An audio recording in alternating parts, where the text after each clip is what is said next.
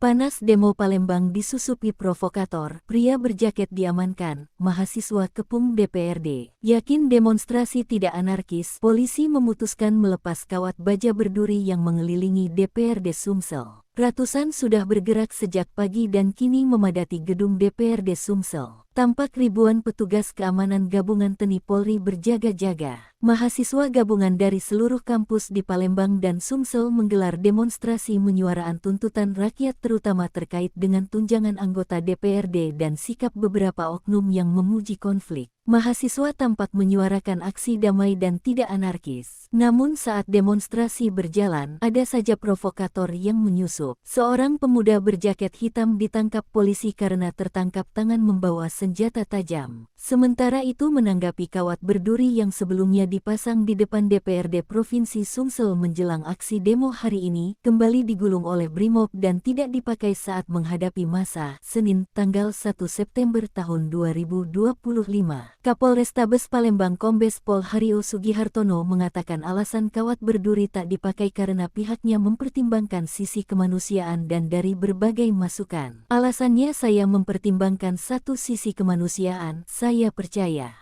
itu hanya pandangan terbaik, pada umumnya begitu, tapi setelah saya pelajari dan masukan-masukan yang bagus, itulah kepercayaan saya, ungkap Hario saat dijumpai persiapan demo. Kepolisian dan aparat keamanan percaya kalau mahasiswa ataupun massa yang akan menyampaikan aspirasi bisa menjaga kepercayaan sebaik-baiknya dan tidak terjadi kerusuhan. Saya percaya dengan teman-teman mahasiswa sehingga kepercayaan bisa dijaga sebaik-baiknya,